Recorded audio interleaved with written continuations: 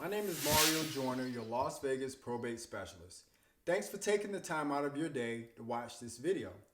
I wanted to share the 7 biggest mistakes made in probate real estate and how you can avoid those mistakes. Here are 2 major reasons to watch this video. First, you need to have a clear picture of all of your options so you will know you've made the best choice when it comes to selling the property held in the estate. Avoiding the top 7 mistakes discussed in this video will save you time and help you avoid unnecessary stress and could potentially save you thousands of dollars. This video is designed to alert you to various mistakes that many executors and administrators make when they manage an estate. I hope that by sharing information that my team and I have accumulated through our experience in education, we can help you deal with some of the uncertainties you may encounter during this process. To maximize the benefits of this video, I recommend that you take notes and write down your questions as you watch. Afterwards, please request the ebook version and or send these questions to info@lvprobatespecialist.com and we will get back to you with any additional information requested. Now, mistake number 1, not having the right guidance and counsel to help you through the probate process. Executors and administrators have the task of managing an estate after a loved one has died.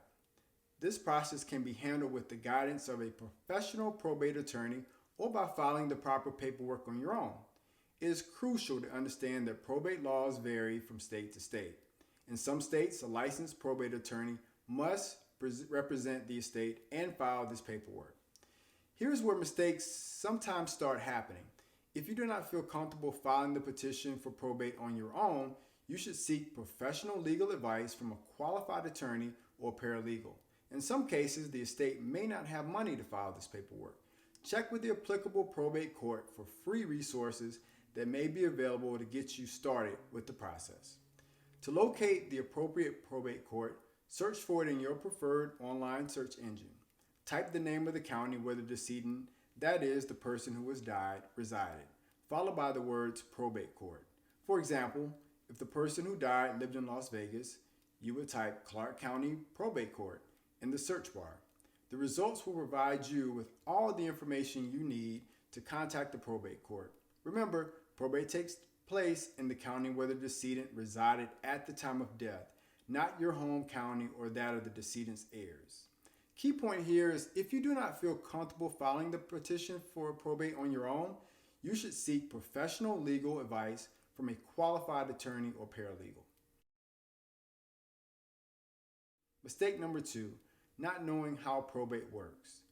When a loved one passes away, the big questions are, what am I supposed to do first? Do I need an attorney? Do I need to file for probate? Do I need to sell the house? There are no easy answers to most of these questions, but in answer to the first one, you should start by gathering as much information as possible. Begin by looking for a will or a living trust the decedent may have left for the family. This will be invaluable to you as you begin the process of dealing with the estate.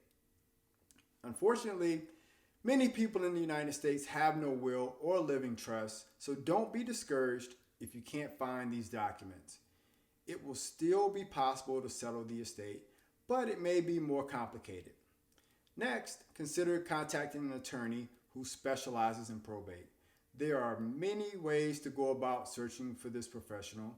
One option is to search online for a local probate attorney using websites such as usprobateservices.org.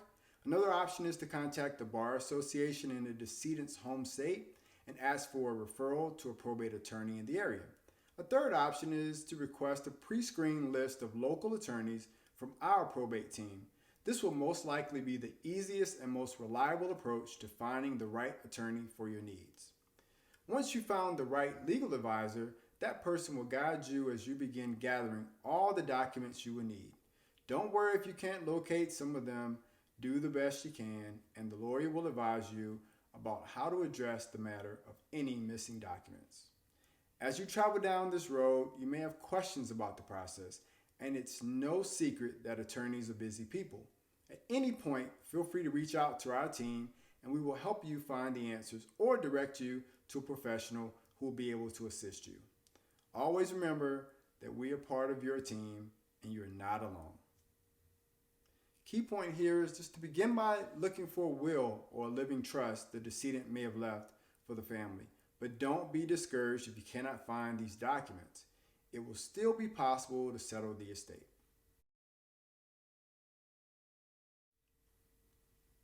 Mistake number 3, selecting the wrong service providers to help liquidate the estate and prepare it for sale. The biggest challenge in selling an estate is deciding whether to keep or liquidate the assets. The choice is not always easy. It all depends on the situation, and it often comes down to the amount of debt the estate must pay.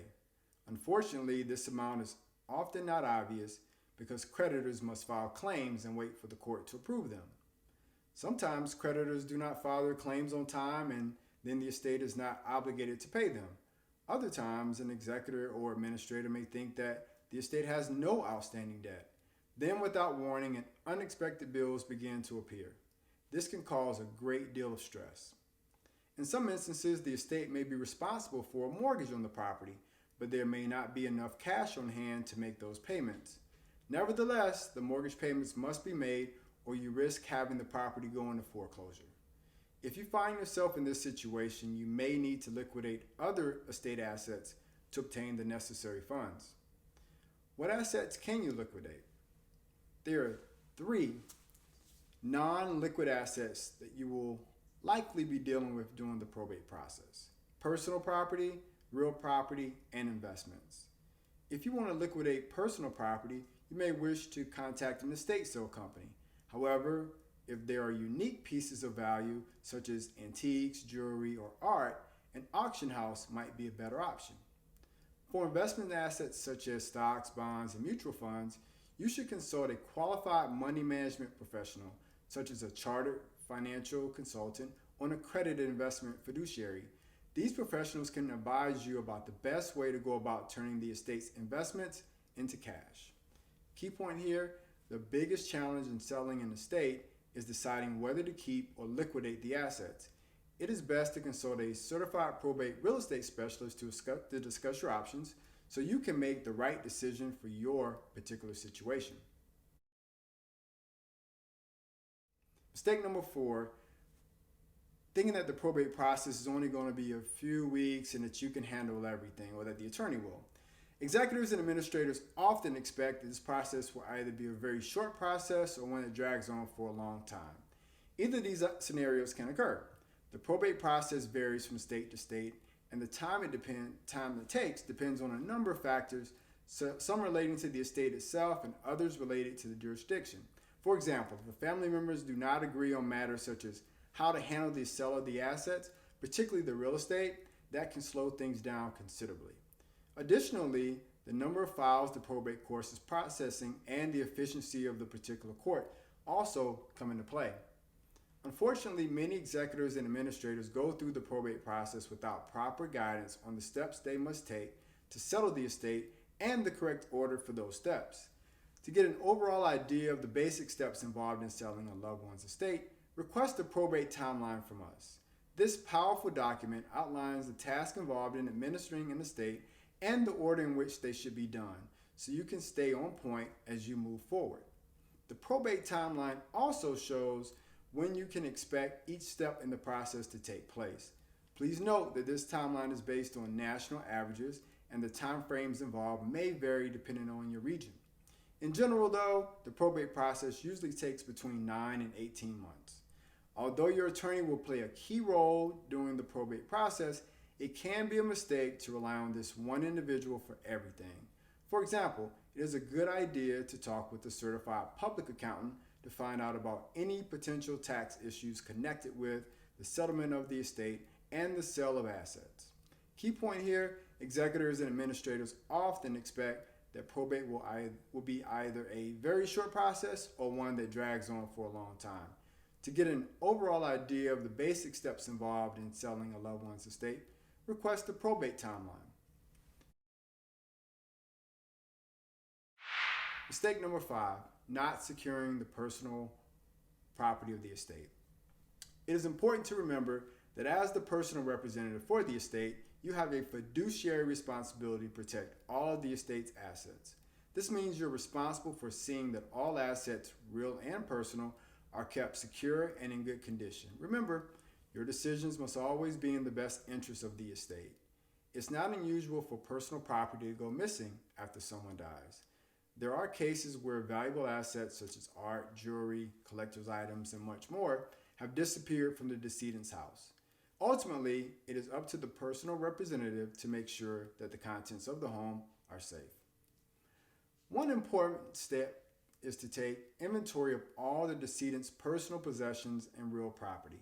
An easy way to get started is by videotaping the contents of the home or taking pictures of all the items. Later, you can use the video or photos to create a written log. Changing or rekeying the locks is another simple measure to ensure that just one person is responsible for the home and all its contents.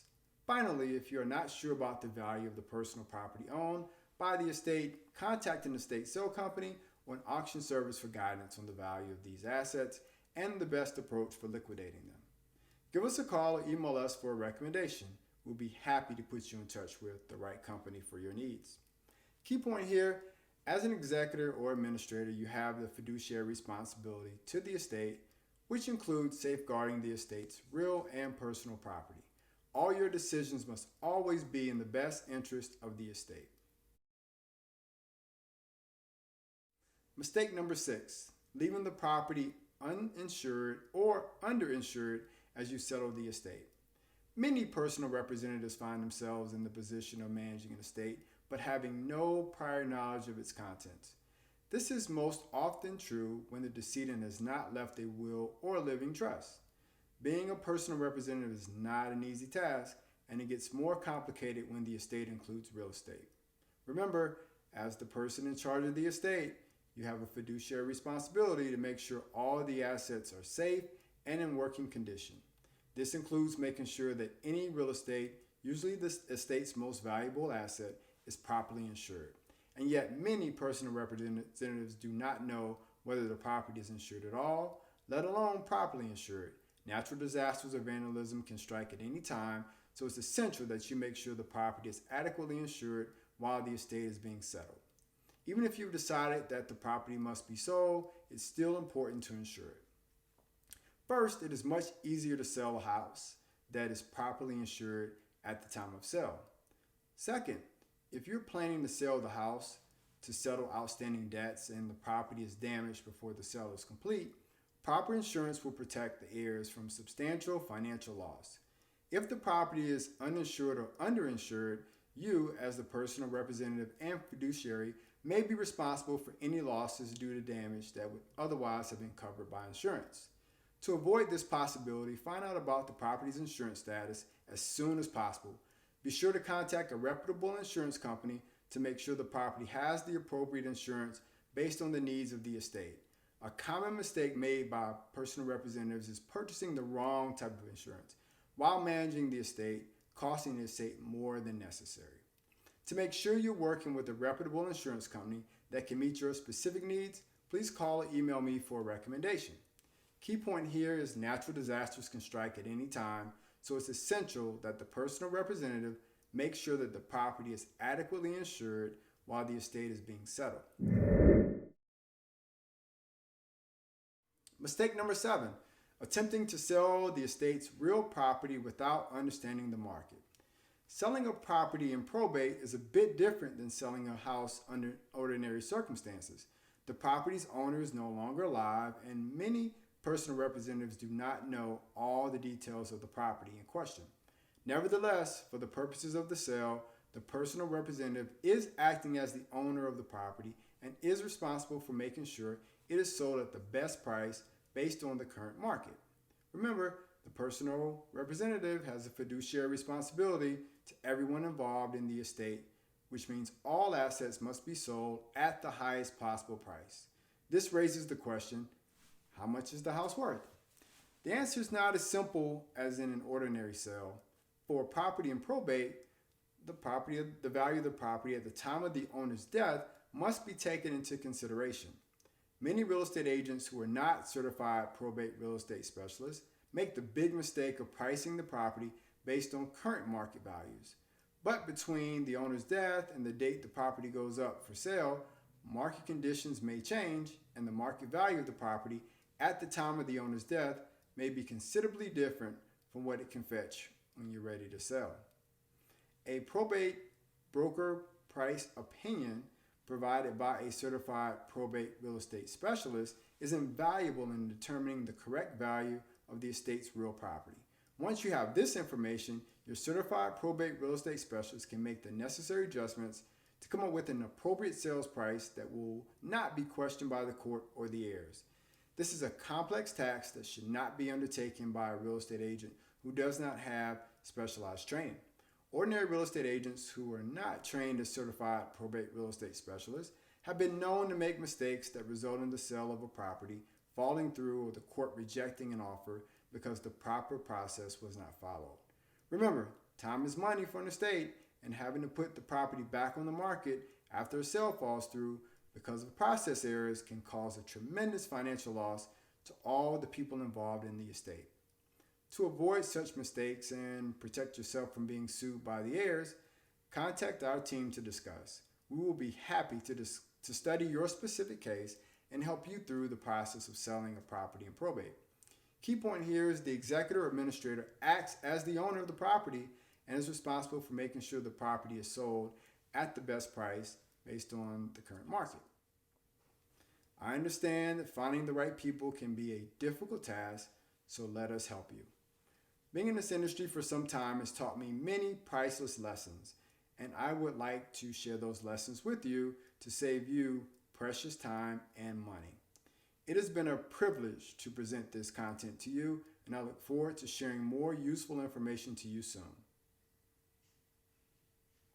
Give me a call or email me, and remember, you are not alone.